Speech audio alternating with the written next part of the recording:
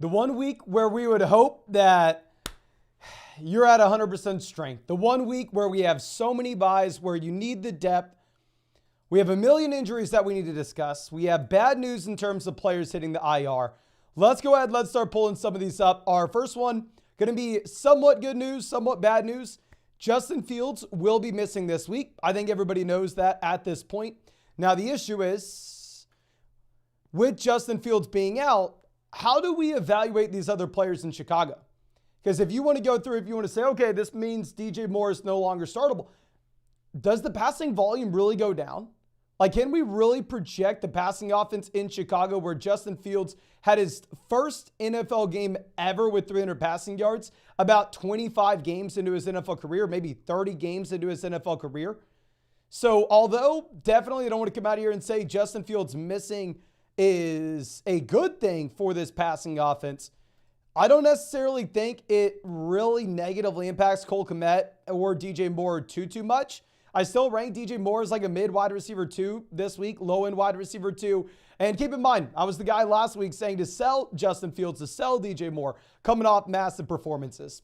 Now, going over to our next one, Damien Harris will be ruled out week 7. Probably going to miss a little bit more time as well. And this should give a bump up to James Cook. With Cook, you're a little bit concerned just given the usage is going down. You're getting more and more Latavius Murray, more and more Damien Harris, where it looked like it was being a 3-man running back by committee in Buffalo. Well, if you remove one of those backs, James Cook should have a higher percentage of his overall backfield, of course. Going over to Pat Frymuth. Going back to this. Also, Damien Harris on the IR. So yeah, this is going to happen over the next few weeks, not just this one.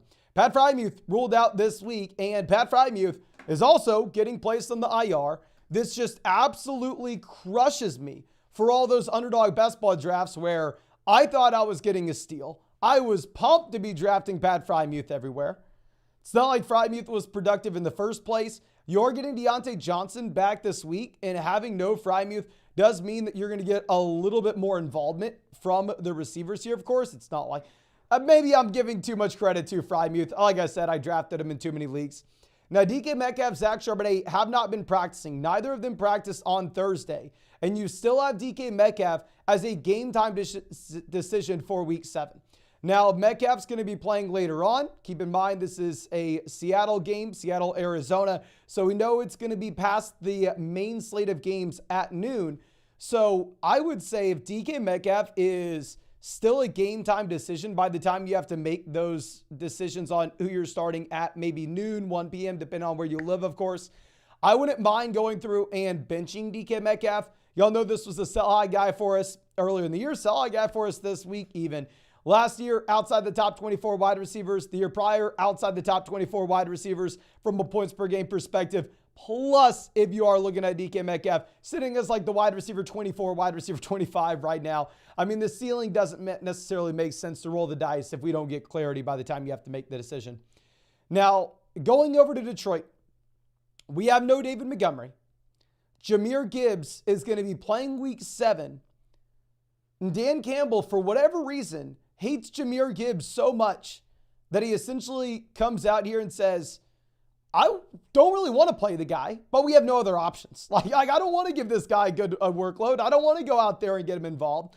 But my hand's being forced. We have David Montgomery injured. We don't even know if Craig Reynolds is going to play.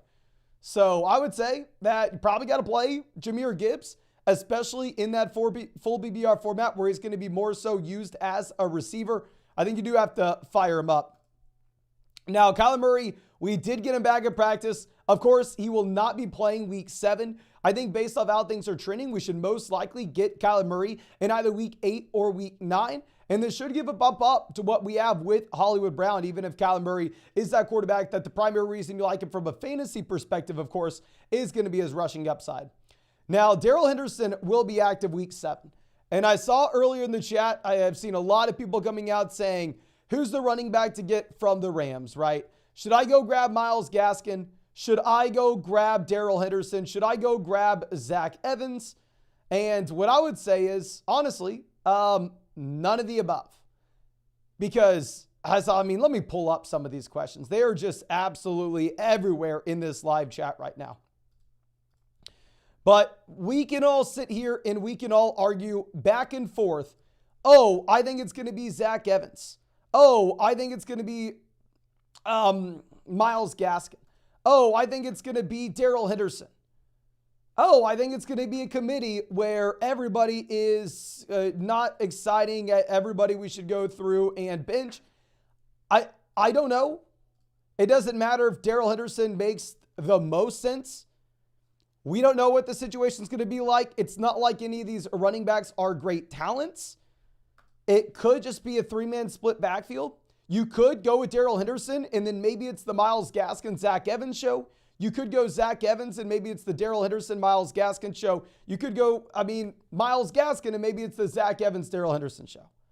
So I have absolutely no idea. All I'm going to say is do not trust anybody in Los Angeles. I think that you should go through, you should bench everyone.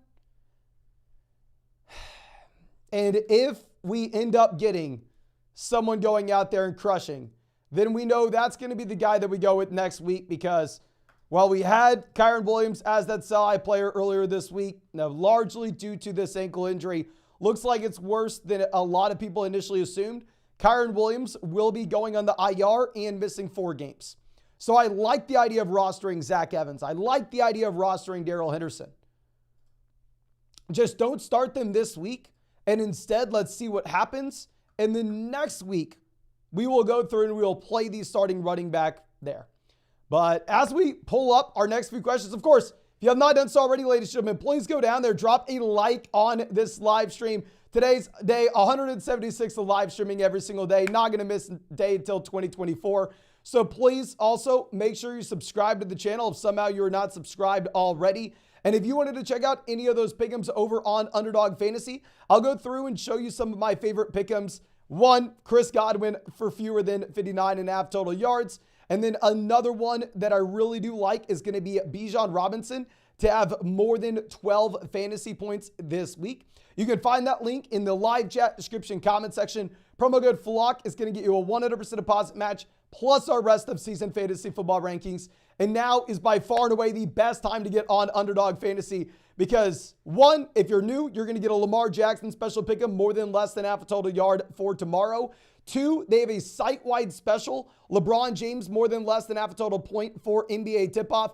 And 3, because so many of y'all used promo code FLOCK on Underdog last week that they're hooking everybody up exclusively that you have used code FLOCK or use code FLOCK on Underdog next week with the Amon-Ra St. Brown special pick'em more than less than half a total yard. Doesn't matter if you signed up 2 years ago, last year, yesterday, today, tomorrow. As long as you use code FLOCK, you're going to get that third one as well. So please make sure you take advantage of it. Literally never happens. I want to make sure that you get everything you can. But now let's go ahead and let's pull up our next one. This will be Deshaun Watson, questionable week 7. You have PJ Walker and Deion Jackson elevated the Browns' active roster. And also, you may have no Kareem Hunt. Now, we're not playing Kareem Hunt regardless. I have been in a lot of underdog basketball drafts, so I'm sending up prayers that he does well and he scores another touchdown this week. But in reality, in your shallow redraft format, probably going to be benching Hunt. I mean, when it comes to Watson playing or not, I would assume that Watson's probably not going to be at 100% if he does play. And we actually have a Twitter doctor that we were able to look at in just 1 second and get their thoughts on it. Now, CMC does not practice on Friday. Deebo Samuel does not practice on Friday either.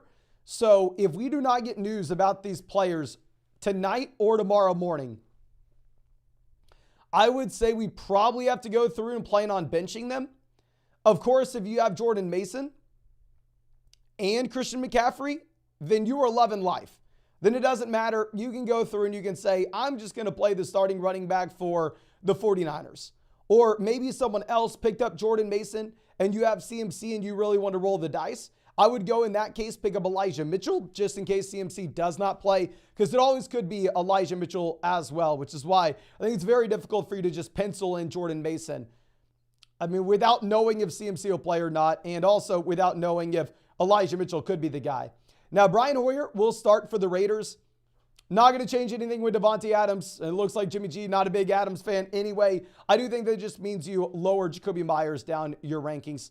Deontay Johnson, not in the injury report. Fire Deontay up. He should be good. Dalton Kincaid, not in the injury report. Definitely worth a roster spot just because he has the upside if he continues to expand his role. Devonta Smith, not on the injury report. I know a lot of people are worried about Smith. The man's in an elite offense, in the highest scoring game of the week, had 11 targets last week. For the love of God, play him. And honestly, I'd view him as a buy low candidate. Aaron Jones, questionable for week 7. So Aaron Jones has been getting in practices all week. I am expecting that Aaron Jones does play.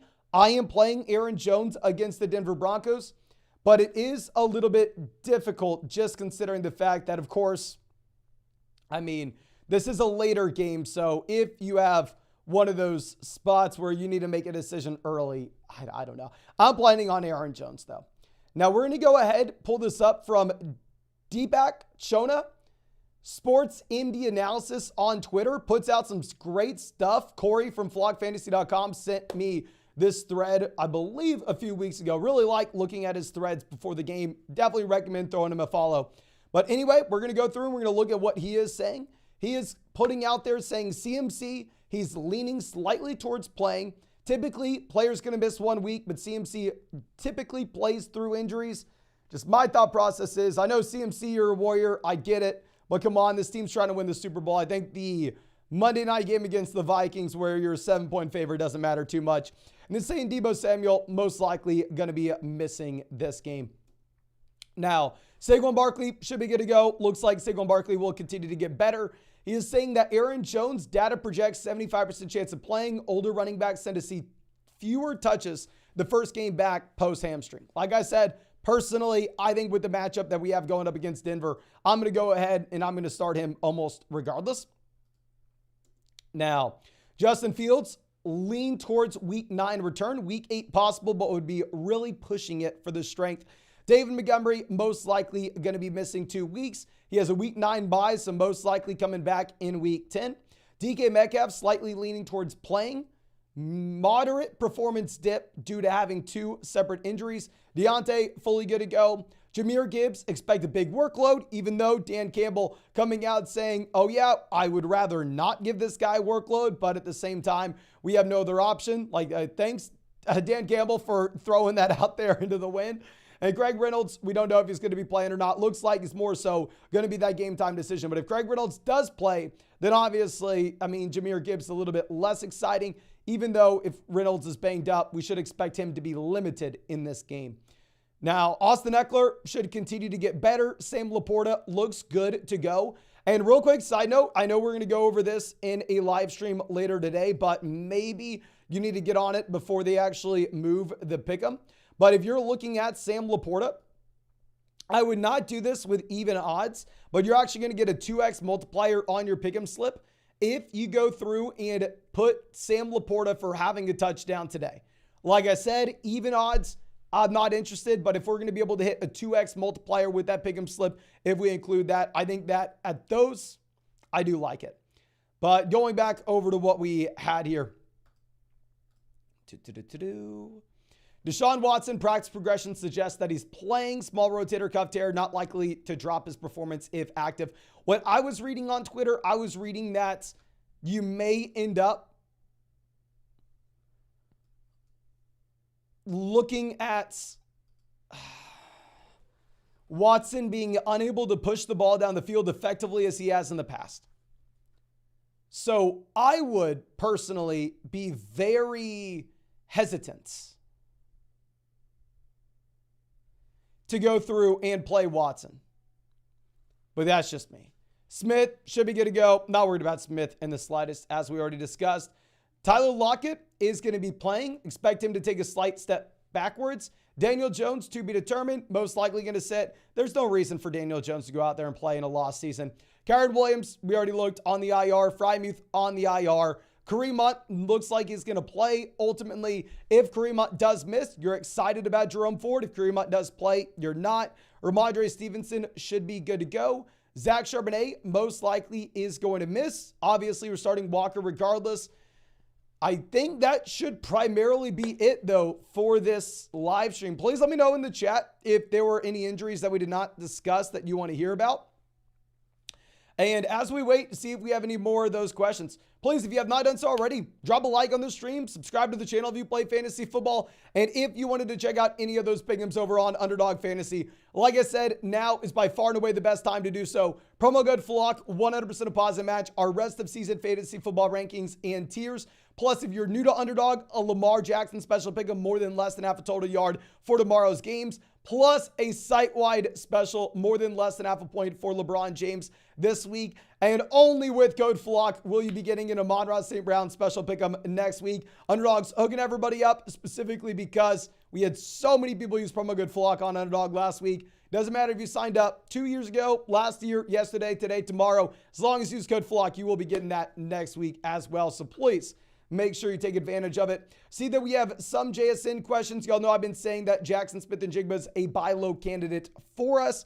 However, with that being said, do not play JSN this week, even if you have no DK Metcalf. Very excited to see him. I think he would be an interesting play in like a DFS tournament. But in reality, in your regular shallow format, I'd rather see the production before we actually have to put him in our lineup. But I think that's all I have for you. Again, thank you so much, ladies and gentlemen. I really do appreciate you. And I really hope that I get to see you out in a live stream later tonight.